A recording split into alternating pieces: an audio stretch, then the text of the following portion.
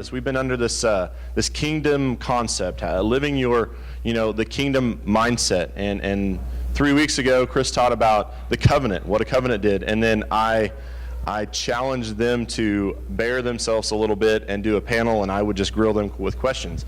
I felt like it went amazing. I was really excited about it. I thought there was some vulnerability that opened up that's not just teaching, but real life situations that we can learn from.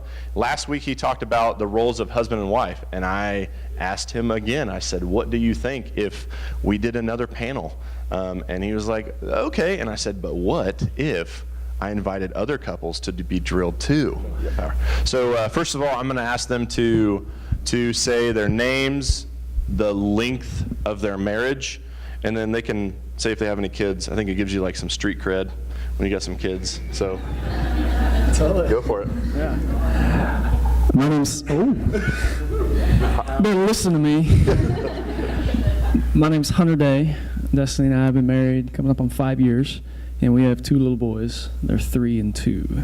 So it's a different thing if you're like, we've been married 5 years, and you're like, we have 2 kids. You're like, oh, yeah. Okay. Yeah, you don't get older in life. You just have more kids and then feel old. Yeah. Like, I've met people that are like 38 and don't have any kids, and they can totally outrun me, bench press, out everything. Like, you get 9 hours of sleep at night. It doesn't count. It's true. You can pass it if you want. Oh, we're passing. Yep. Hi. He said my name. I'm Destiny. Anything else you'd like to share? Who are you guys? Got it. Oh, we are Chris and Kayla. Kayla. Yes. We've been married for 10 years, and we have 4 children. Yes. You want to? Would you like to say their ages, please? 7, 5, 3, and 1. All right. It's like you knew. I'm going to have a harder time than that. I was going to say, you lose track. I'm David, and this is Elisa, and we've been married for... What? Yeah, I don't know. 24 years. 24 years. We also have 4, and they are... Hold on. Older. I can do this. 24, 21... Almost 22. Almost 22. Almost 22. 19 and 17. I was going to make a joke about, like, at this point you start losing your memory, but I thought that would be like... It's not a lot. It was before now. Yeah. What was the question?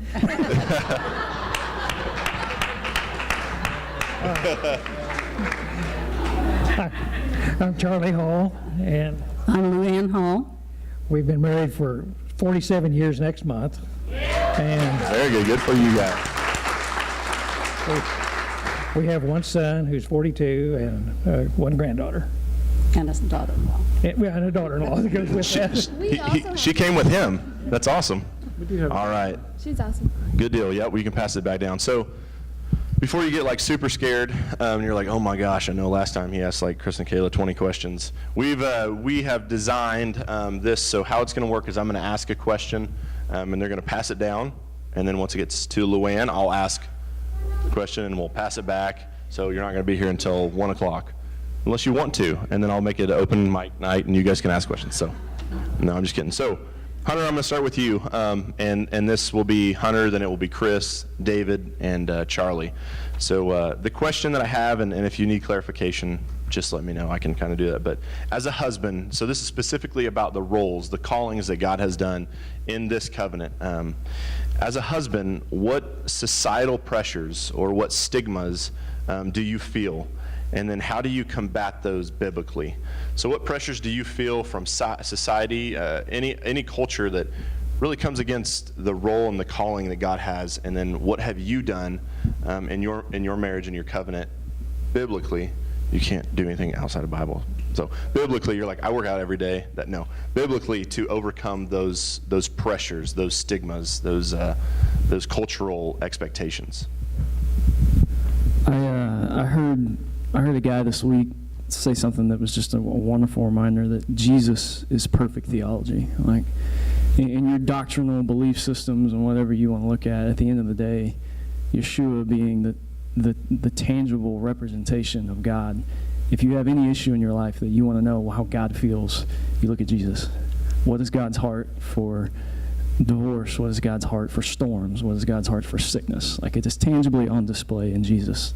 It's really simple. And so when you look at marriage, like, you should just start by looking at Jesus.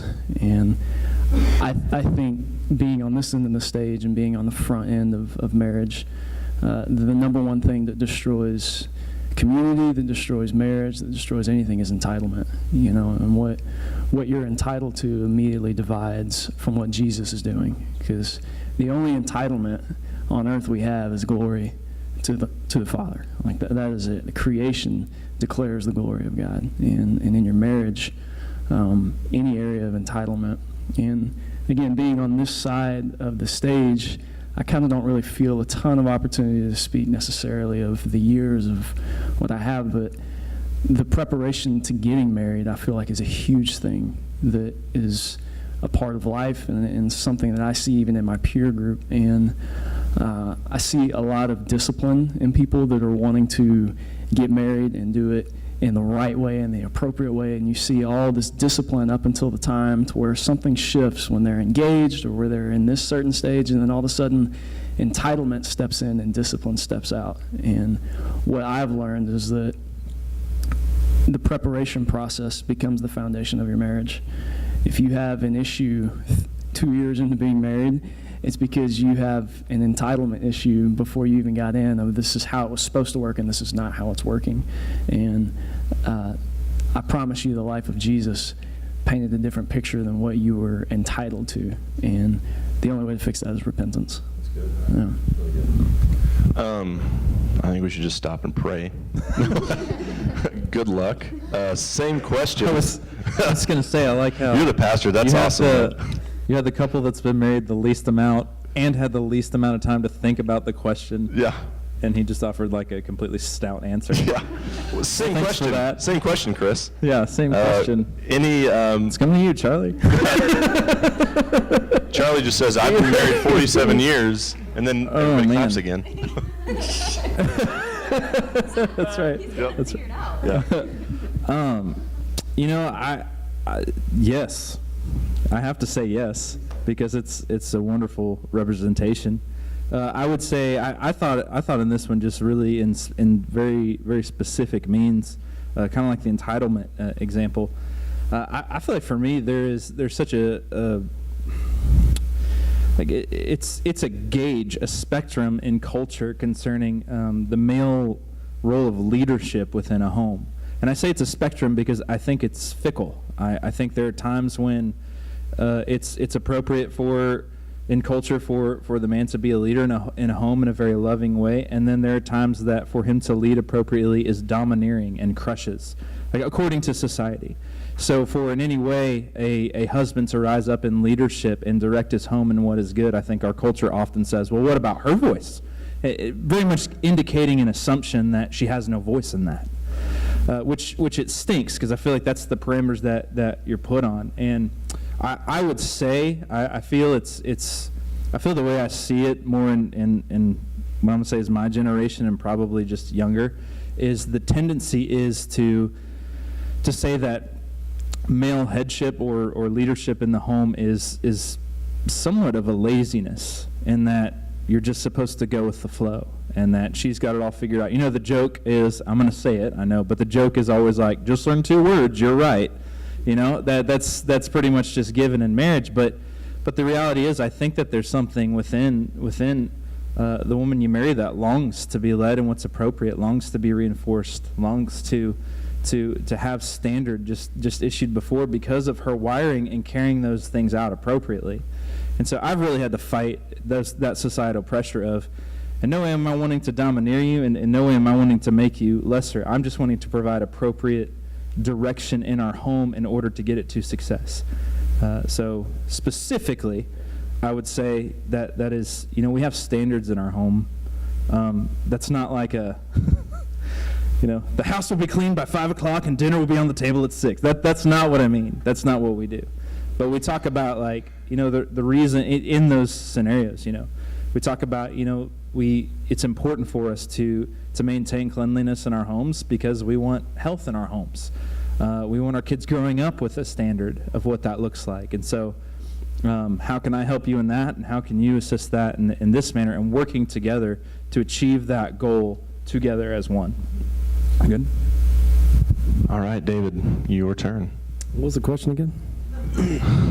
Just talk about how great your wife is. No. I just want, just to piggyback on what these guys are saying, I think that's so true, right? The tendency, the picture that we're shown is sort of this Cleaver-esque, Ward and June image of what the family's supposed to look like and what the home's supposed to look like. And dad's supposed to come home at, even though that hasn't probably been the reality since the 50s, but dad comes home, he opens his paper and enjoys his pipe while mom goes in her pristine apron that she hasn't spilled anything on, right? And prepares the meal, and the children are all smiling and everything's great. And that's not reality, right? It's not our reality. Elisa and I have gone through that, right? That attempt to emulate that. And it wasn't appropriate for our wirings, right? I was fortunate to marry a really smart woman. Like, my wife is scary smart. She has conversations about things I don't know what she's talking about. She's like big data computer stuff. I don't get it, but I listen because she needs to talk about it. But Elisa's... It's a good man. There's some good advice right there. Right there. Elisa's been working to start a business for the last 9 months, right? Proverbs 31 talks about the woman who sees the field and goes and purchases it, right? And then that prosperity she shares with her home, with her family, with her husband, right? That picture isn't of a domineering husband who's like, you need to run all your stuff by me. If Elisa tried to run her business stuff by me, it wouldn't be good. It would be bad. It would be really bad. And there's times when she's been, working in the workplace, and I've been at home taking care of the kids. We've flipped roles throughout our lives in different stages because of what was appropriate and what we were attempting to do. And I think that's an important piece to our relationship, and I think it's an important thing as husbands and wives, is our relationship with each other and our marriage is going to be unique and different. Like my relationship with God is different than Chris's relationship with God, right? The different books of the Bible are written by very vastly different men, right, who had very vastly different relationships with God. And that's, I think, the same way that our marriages are, and how those work. So. Yeah, I really like what you said, because you literally, you said that, growing up, you're wiser in your age than I am, is that, you had this depiction, which I think our culture, my culture and younger, is very pressured and even almost outlined by the TV, the telephone now, and the iPad, these shows that demonstrate society what a marriage is. And so I really like that you had brought up, legitimately, we watched this and this is what we thought it looked like. Yeah. And then the cool part too is you saying, and then I returned to the Word, and what the Word looked like. Right. So I appreciate you brought up the TV, because I'm like, we live in an entertainment society currently. So thanks, Dave. As you can see, the old folks with no memory have notes. Oddly enough, 3 of us chose similar topics.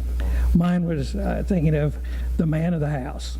We seem to have this stigma that the man is the domineering portion of the house. You go to Ephesians, and it says, wives, submit to your husbands. That sounds pretty good, doesn't it, guys? Read on. And it says, husbands, love your wives as Christ loved his church.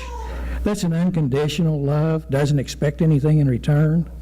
It doesn't require anything. He loves you. No matter how good you are, how bad you are, he loves you. And you're the one that gets things in between you. That's one of the things that I wanted to bring up. But still, I realize that we have responsibilities as a husband. The buck stops here.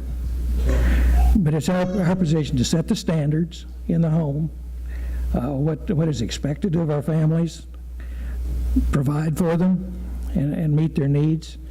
And we have the responsibility there. I look at Drake and Abigail. They're some of our more newlywed couples. Have you all learned some things in the last several months about each other and yourselves? Absolutely. And it's a growing period. And it doesn't end, but you begin to get it. And you know what each other wants and likes. Pretty soon you're beginning to think alike quite often. A goofy case of that. One day this week I opened the refrigerator and I said, "What's that?" And she says, "Vegetable soup." Well, I said, a couple days ago I thought, boy, vegetable soup would be good. Well, is that providence or who knows? But you just begin to think together on things. We know what each other likes, what each other wants, and what's expected of us. But ultimately, like I said, it is the responsibility of the husband to take the lead and keep things in line with what God would want. That's awesome. Great answer, fellas. So we're gonna shoot it back the other way. I'm gonna ask Luann, and I up front I apologize, but I can't. I chose you guys for a reason. So I have to share a story that it's not embarrassing. It's very good.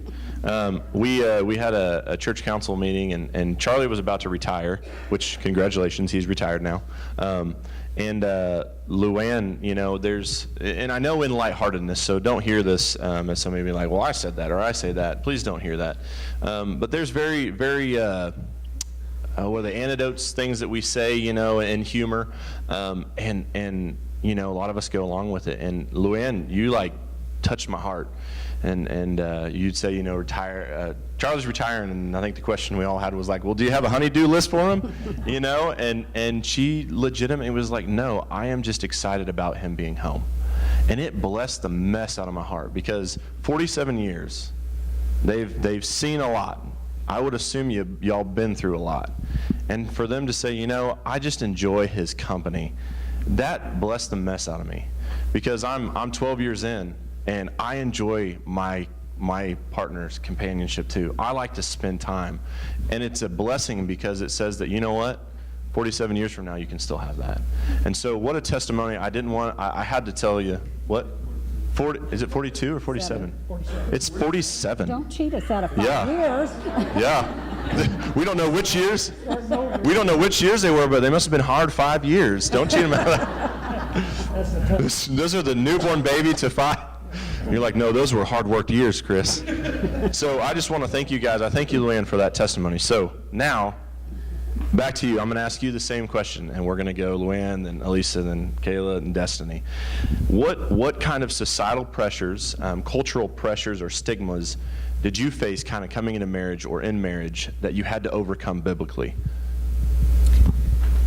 Well, when Charlie brought the questions home Wednesday night, the first thing that came to my mind was the stigma of being just a housewife. I don't think there's any merit to being just a housewife. Even in the past, we've been assigned the title domestic engineer to make it carry more weight. And being a housewife and raising a family is a job. It's not a 9-to-5 job. There's no overtime. There's no overtime in that. Yeah. You don't get paid for I'm that not gig. bashing people that work outside the home. I've worked outside the home. But if you do work outside the home, and some women have no choice, you have your 9-to-5 job, and then you come home and you have your other job. Yeah. And it goes on and on like that. So I went to the Bible to look to see a wife of noble character, and that's in Proverbs 31:10 through 31, and I won't read the whole thing, but David referenced the woman who sold the field. So there is talk about a woman who does work outside the home, I assume. But the verses I will read are, "Who can find a virtuous and capable wife? She is more precious than rubies. Her husband can trust her, and she will greatly enrich his life. She brings him good, not harm, all the days of her life. She carefully watches everything in her household and suffers nothing from laziness. Her children stand and bless her. Her husband praises her. And I think the next verse is the most important. Charm is deceptive and beauty does not last, but a woman who fears the Lord will be greatly praised. And so I think if you're a new bride, if you're a stay-at-home mom, if you're a career woman, if you're a widow, if you're a grandmother helping to raise your grandchildren, God made all of us. God loves all of us. And I don't think that God is as concerned with our job description as he is our heart condition. Amen. Super good, and Elisa, I'm sorry. Yeah, thanks a lot. That was very good, yeah. Wow. Yes. I feel your thing. Yeah. Yeah. Next. No, but the neat part is, Elisa, you know, not in a dichotomy. I'm not saying that, but I didn't arrange this, but it's really cool because you're a stay-at-home mom or stay-at-home wife, and what a beautiful testimony. And you've worked outside the home, so it's awesome because now you get to testify of, you know, Yeah, so actually, David referenced this earlier, but different times in our lives, we operated differently according to the circumstances we were in. If it made more sense for him to work than for me, then he would, or vice versa. And I think that flexibility was really good for us because it allowed us to, within our wirings, to do what was best for our family. I think when I first read the question, I was like, I don't have that. And I had to think about it a little because I realized that I did used to. And when I was a young wife, more along like 5 years in, 7 years in, 10 years in, there was this idea that a woman could now be everything. She can bring home the bacon and fry it up in the pan, right? She goes, she works all day long, she rocks out her job, she comes home, she's the best wife ever, her house is always clean, her kids are always well behaved, etc. And I tried to achieve that.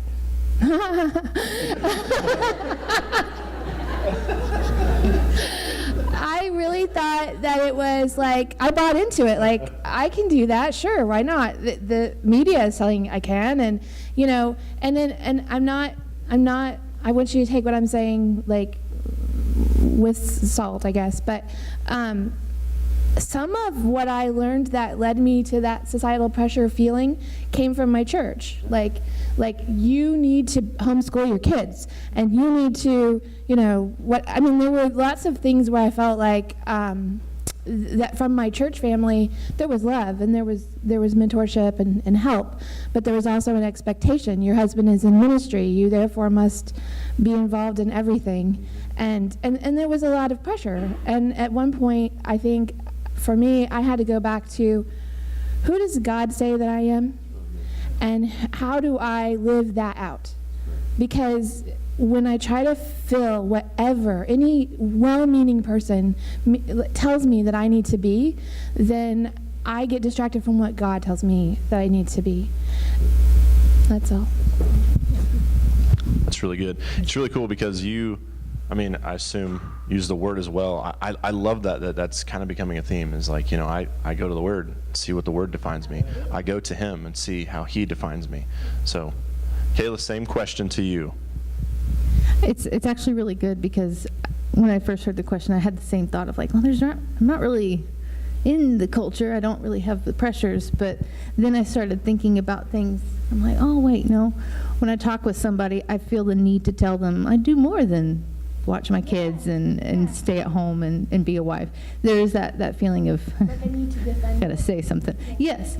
And in that, it's just, it does steal away from the blessing that the Lord put on my life, the specific role that he called me to be a wife and a mother. It steals it away, and I don't have joy in it anymore if I feel like it's not enough. And so I'm always brought back to, like, yeah, I am a wife and I am a mother, and I'm going to own it because that's how the Lord wired me, and that's the way I want to walk in that. So it's neat to hear that because just thinking back of like that can influence if you're not careful, like especially in the stage of marriage, not young married, but just now walking through it, seeing also like, I think the big thing that I've come up against recently was just this feeling that submission is icky. Submission is, you don't have to do it. It's not good. I think that's a big pressure as women in our day in society to be okay with submission. Like it's bad. It's not bad. Like I am continually blessed every time I do walk in biblical submission, and it's not being a doormat. It's being defined by the word, and the word does say, wives, submit to your husbands. And it's so great that Charlie brought that up about that verse, because there is another part to it. And I find so much blessing when I walk in submission, and that submission looking like my submission with the Father, of Father, I'm feeling this. Is this true? Father, I want to do this. Is this right? And if I find myself doing the same thing with my husband, he rises up in his role to love me, and he doesn't domineer. He doesn't tell me what to do. He comes alongside in love and leads me in love. And I am then driven again to submit again and again, because I'm found in a place of acceptance and support. And there's things that I've even said, I can't do that, I can't do that. And I'll tell him, he's like, do it, why won't you do it? And so I even find myself saying, I can't, do certain things because I just need to submit. Like, no, that's not right. And every time I open up and I become vulnerable and submit to him, I find myself extremely blessed and not lacking. It's a beautiful place that the Lord would have for women, to be tended and to be loved. So I've really that's been neat to see, the transformation of biblical submission versus what the world would say is bad submission. So that's really good. I love that, you said submit, and then David and Lisa kind of hit on that together. And I love what Charlie said he was like, the buck stops here. And I think that could be really taken and skewed. I'm not saying that you did that. I'm just saying I think culture kind of skews that and being like, well, he's the end all be all. And it's like, if you understand what kind of has been presented as the husband is you're the example. right. Well, that's not a domineering. That's a very honestly a heavy yoke to wear, being like, I am the example of holiness in our home. I need to rise up and be the leader. So I don't have the leisure, to get mad. None of us should. I have to be the example. I have to walk in holiness and purity. And then the reality is Christ submitted to the Father. We see that in the garden. We see him saying, hey, it's not my will but yours. And we know that he didn't do anything outside the Father's will. And so I love that you brought up submission, because, Chris was like, I'm not domineering. I'm not over her all the time, because the reality is one flesh would submit to one another, the paths in which they would go. And so I think submission in our culture is taken and run away with. It's like, well, he's this and you got to fall under him. And the reality is it would be wise as you walk together in life to look on each other's behalf. So if you see something that you're like, hey, I'm seeing this in our home, you submit it to your wife, she would probably come alongside and agree it. There are times where your wife comes and submits. So I love the word submit, because it's something that literally you guys have decided, and you talked about this the first time I grilled you, about the reality of you have designed your home to seek truth. And in that seeking truth, there's a lot of submission that happens with one another. And as one flesh, it would only make sense. As the husband, like you guys have described, the buck stops here. So, if it goes as I go, and I have to rise up to this standard. And wives, I don't think that lessens you on the standard as well. But so, all right, Miss Destiny, same question to you. Yeah, last, wow. So for me, this question is a little bit interesting, because I didn't grow up in a home that had a wife and a husband and the whole situation, and so I was kind of a blank slate going into even considering marriage. I was really, really blessed to get to attend ecclesia, and so I was kind of removed from culture a little bit to be able to say, what does God say about marriage? And so I went into it a little bit more like bright-eyed and, kind of, I hope to say pure-hearted about it. And it's just really interesting, because we keep talking about, culture and the shifts and the trends, and right now, we're just confused. It's like the first thing you see on Facebook is somebody trying to like liberate how being a housewife is amazing, and the other person is trying to bash that, and the other, like, there's no trend right now. It's literally whoever you are, you're sticking up for it, is kind of where it's at right now. And so it is a very confusing time for people. And so I think going into marriage, we had a pretty like solid foundation, which was awesome. For me, society pressure didn't really come in until I had children, because being a wife, it's like Travis needs love way different than Hunter needs love. And so I didn't compare myself to Carrie White because I wasn't loving Travis. You know, when you become a housewife that's always home and loving your children, or I mean a working wife that has to come home and still love your children, it's like seriously, it's a job. It really is, and it's amazing and wonderful, but you're tired. And so you know, once that came in, I could look around to my church culture, the other moms around me, and again, me and Hunter are in a unique situation because we're kind of the only couple our age that has children, and then it's like couples that have been married 7, 8, 9, 10 years that have children, and so we're like this weird in-between, if that makes any sense. And so I remember one day recently, literally Hunter came home and I just started crying, and I was like, here's the deal, there's all these categories in my head that a housewife is, and it's like you cook 3-course meals 5 times a day, you have all the right healthy She snacks. has boys, so that makes sense. It's real. It is real life, okay? We're entering that. Yeah, if anyone wants to come, feed my children. And then you've got like the crunchy cloth diaper moms over here, and you've got the super organized moms, and you've got, I'm serious, it's a real thing, all right? And so it was funny, he came home and I looked at him and I was like, I can name every mom and wife that I know, and I can say that they are the best in this category.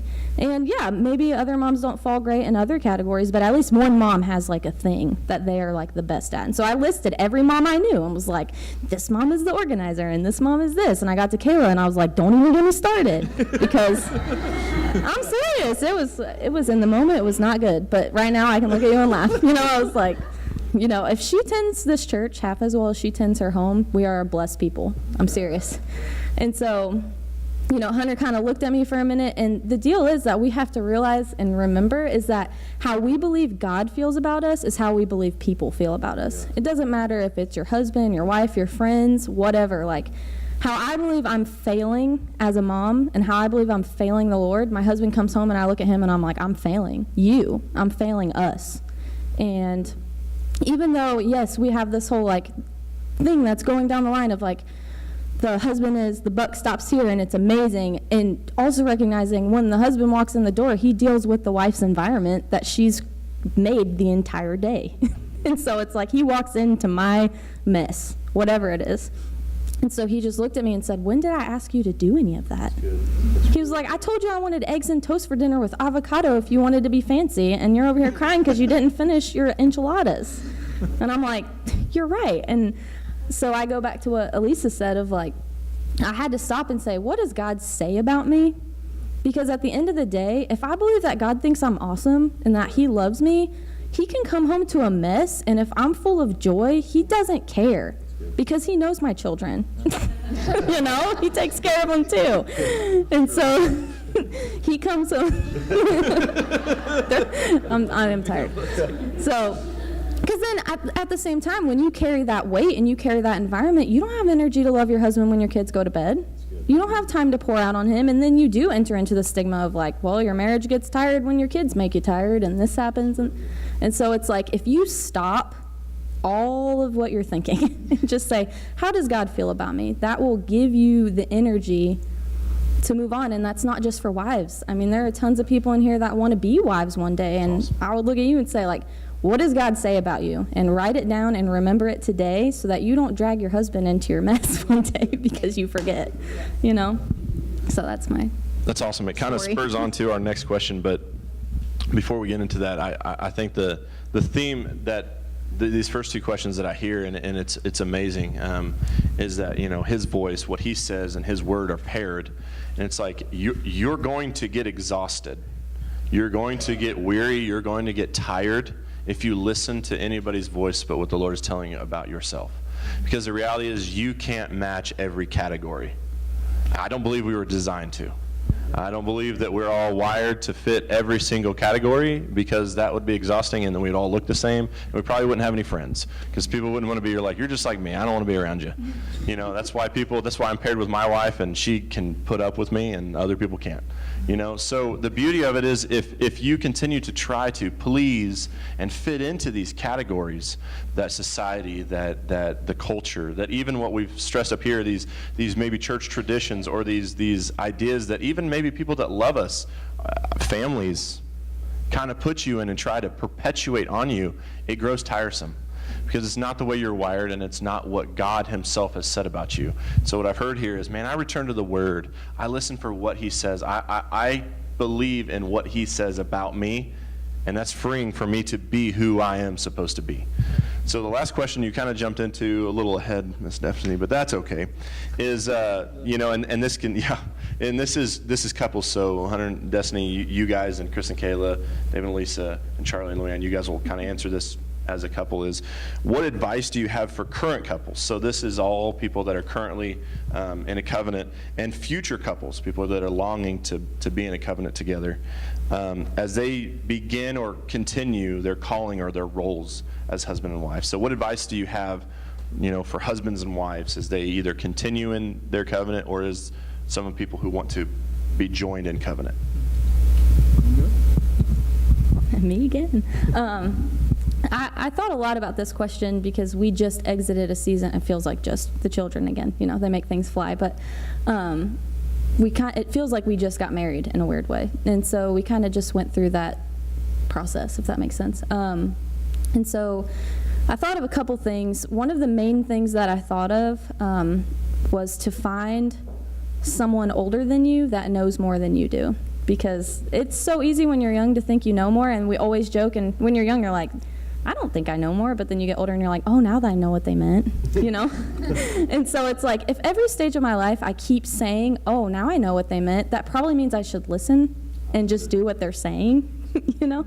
And so I'm really blessed to have a lot of leaders in my life. And another thing to remember is that we are all engaged to Jesus right now.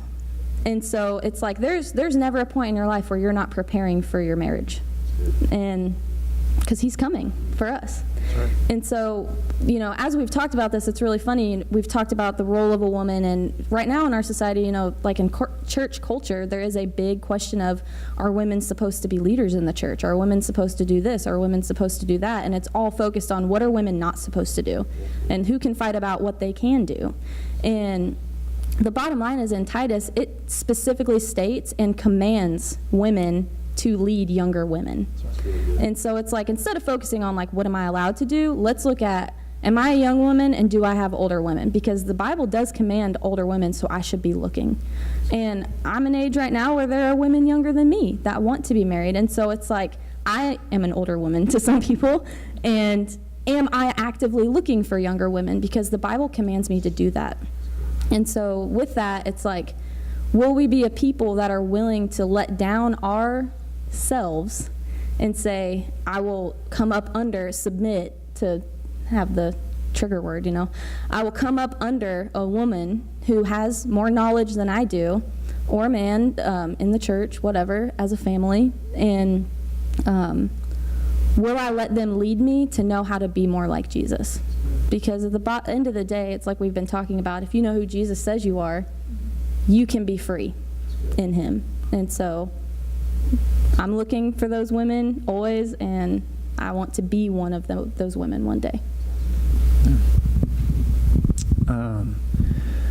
I think, again, being where we're at on the stage isn't a ton of marriage advice of here's how to have a 3 to 5 year marriage, but in order to get to this point, here's the foundation that you have to have. You know, if there's any good fruit, it was because of a foundation that God laid in my life that's borne fruit now. And so for those of you on this seat, you know, there's a quote that, and I'm going to be a broken record for any of you that have heard me say this, but this guy was like mid-90s, like years old, not like 1990. This guy had seen so much life. And he said that every man will know 2 great pains in life. He'll know the pain of discipline or the pain of regret. and choose wisely. And I was just like, I'm in. I want that. And as you're pursuing a godly marriage, a godly relationship, whether you got Mr. Perfect 2 feet in front of you or you're as single as the day you were born, Jesus was going to get married, right? And he sat down at that Last Supper. And if you've been to any of the Sunday nights that Chris has talked or studied the Jewish wedding, the cup of wine at the Passover Seder is the cup of the covenant. It's marriage time. And instead of entitlement coming in and stealing all of the discipline that he had prepared for his marriage, he tells them, I have anxiously awaited to drink of this cup, but I won't do it yet because I have more fulfillment to get me to the place where everything is done when I get there.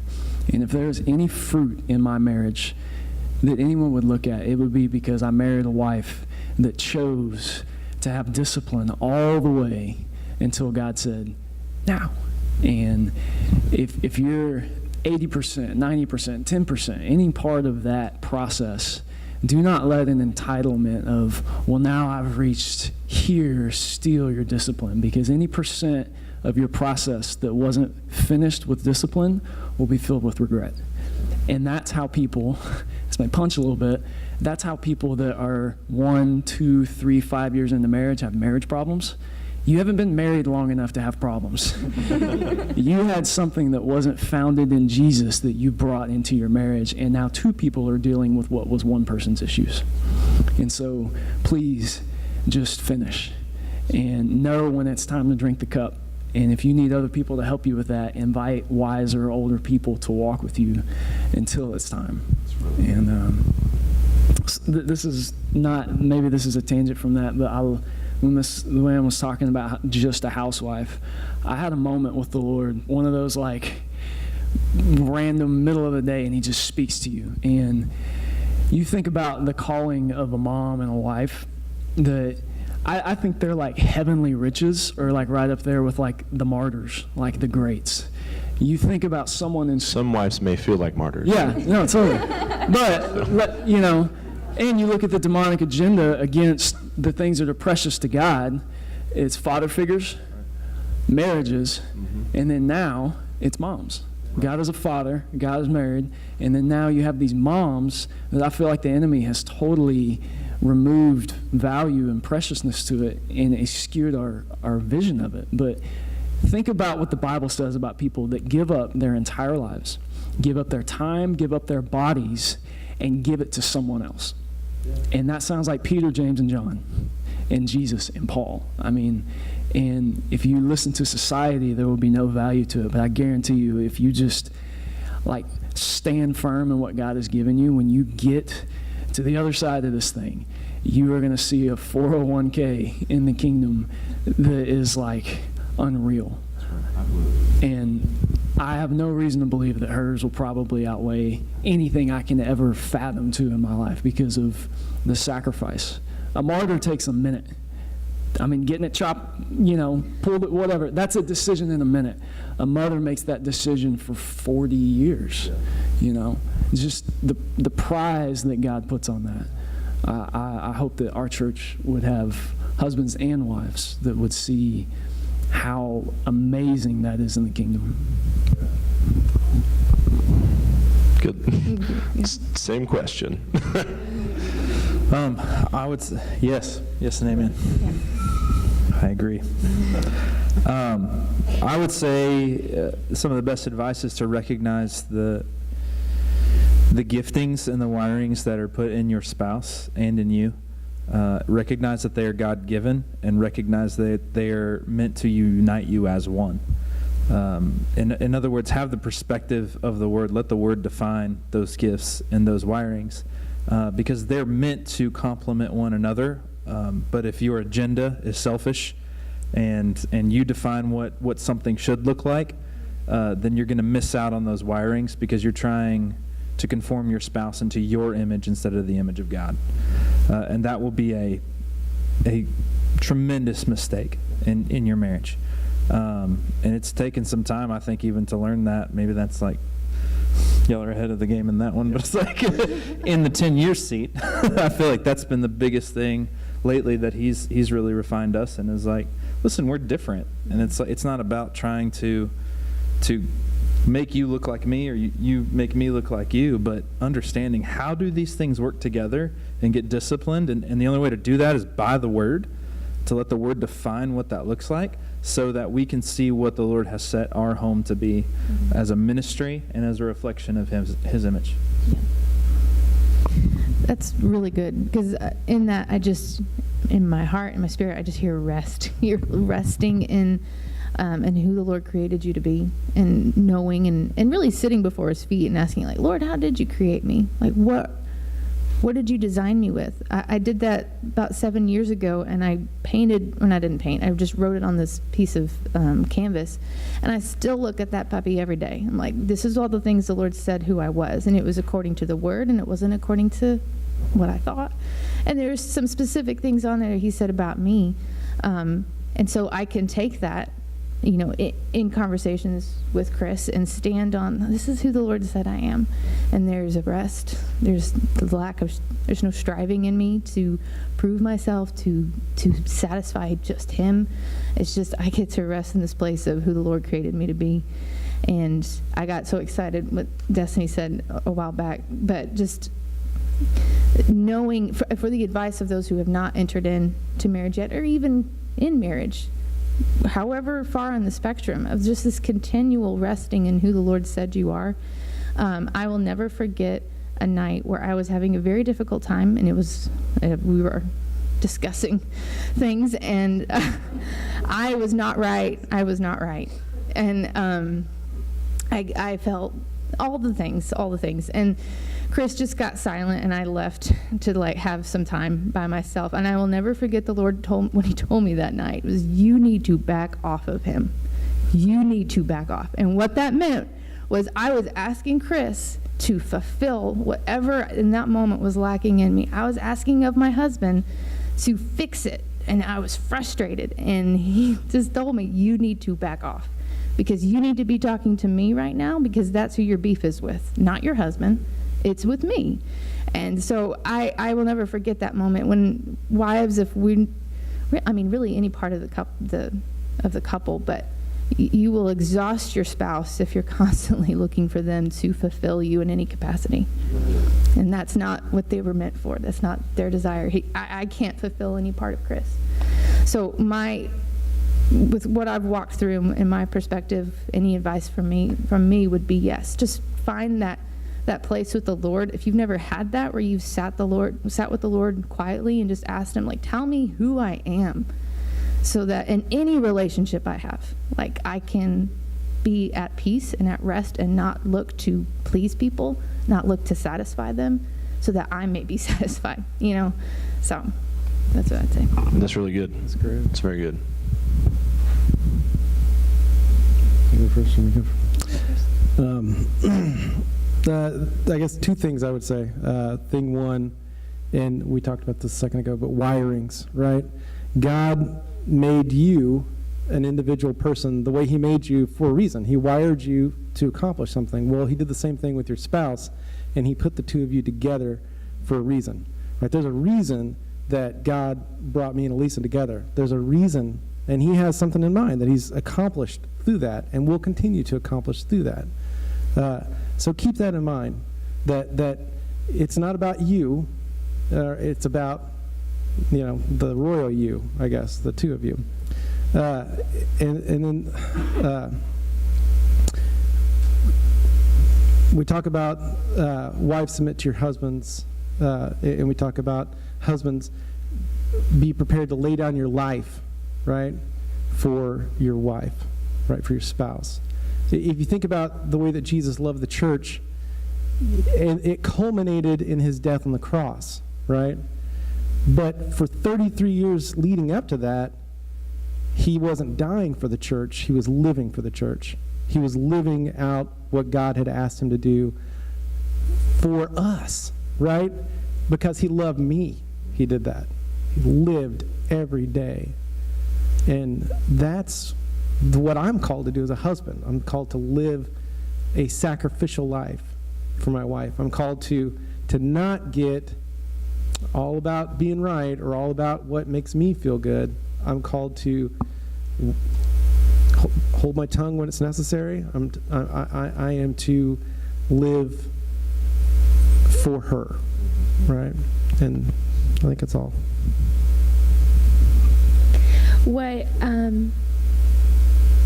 when he says that, he means it. And I'm sorry, but I cry when I feel emotion, so that's how I'm wired. One of the things that I was thinking the other day was how the Lord has shown his love for me through my husband.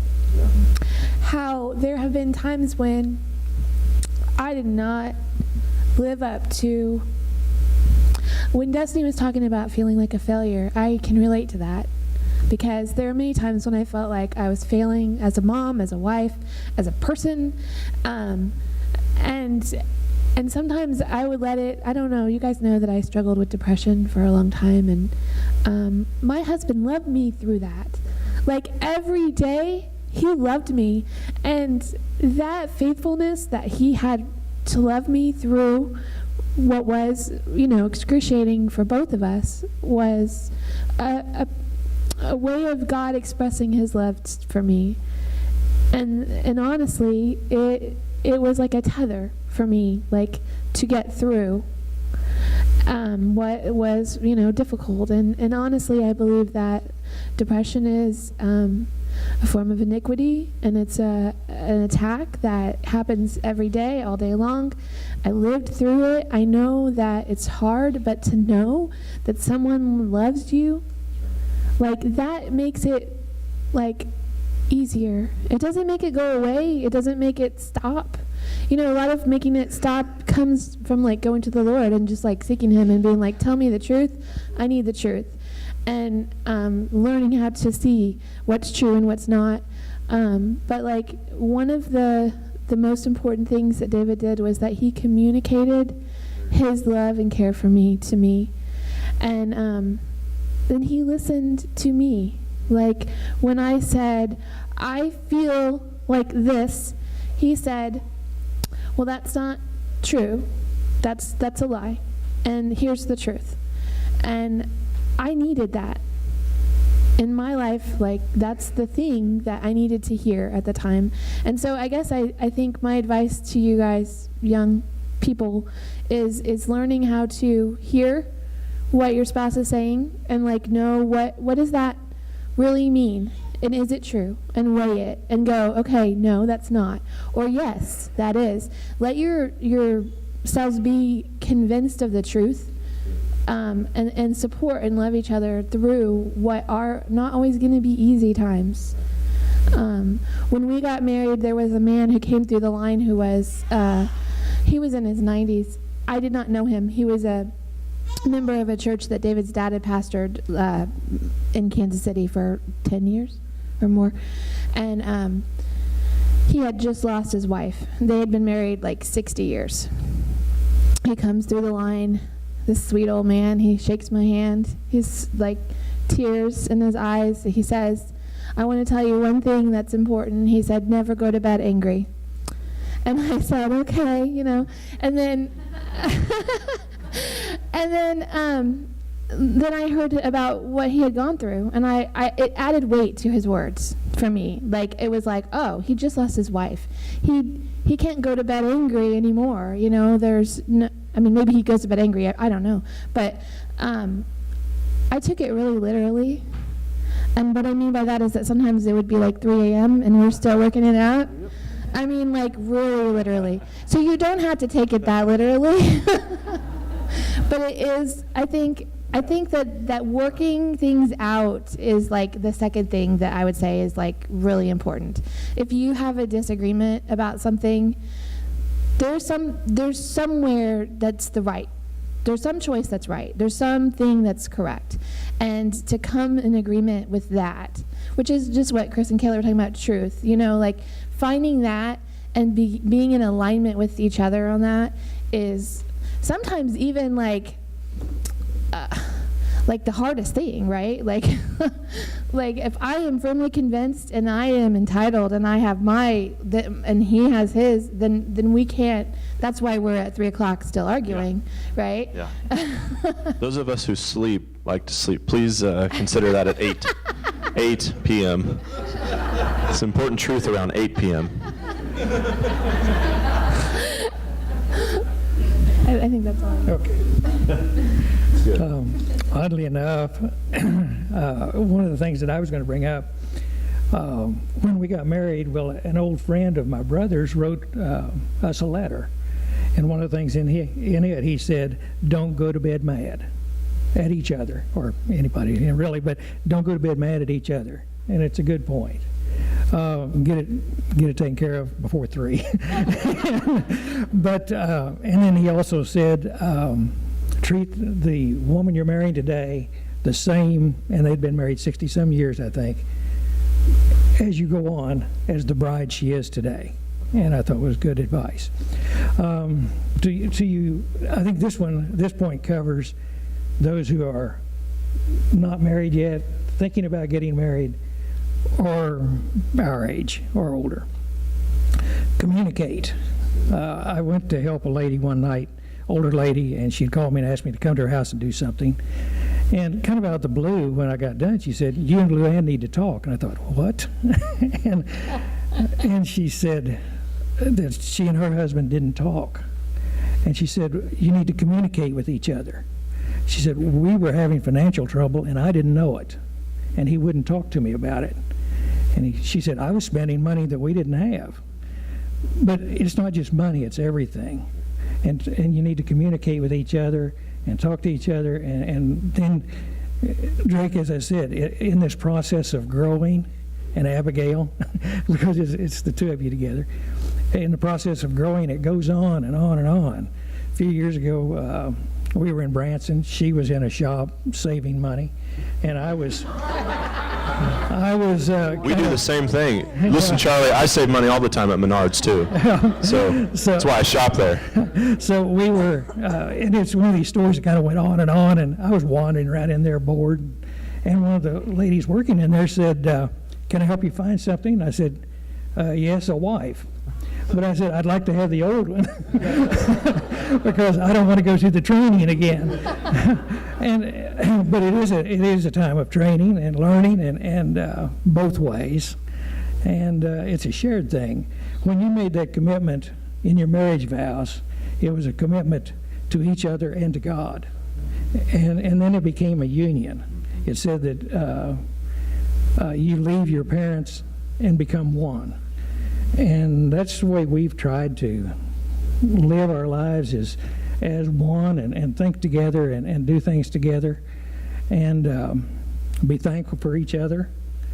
And above all, trust God, because He'll take care of you through it all. That's awesome. So oh, sorry, Luann, do you want to? No, it's all right if you want to be done. No, you can go ahead. I don't want to cut you off. Well, I was just going to go back to the word submit. I know, especially in this day of the women's movement, a woman submitting to a man does not go with their thinking.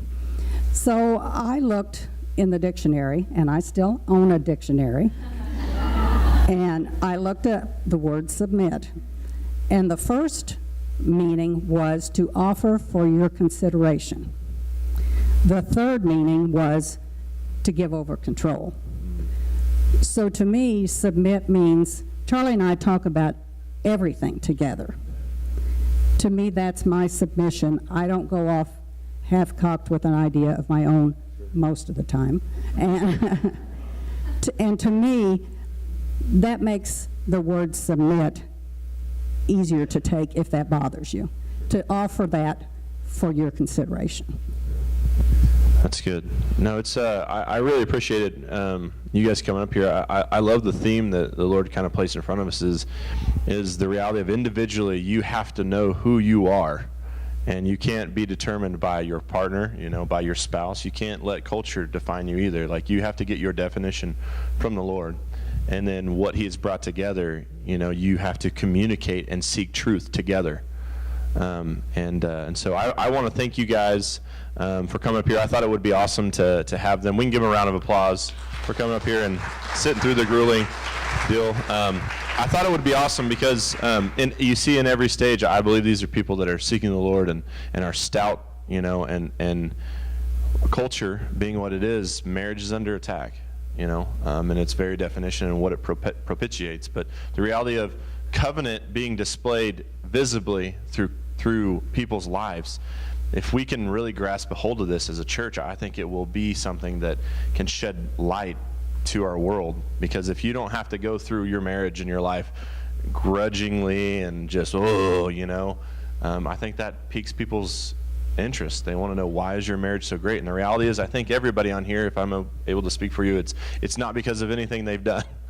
It's because the reality is they accepted what the Lord said about them, and it freed them from having to be something they're not.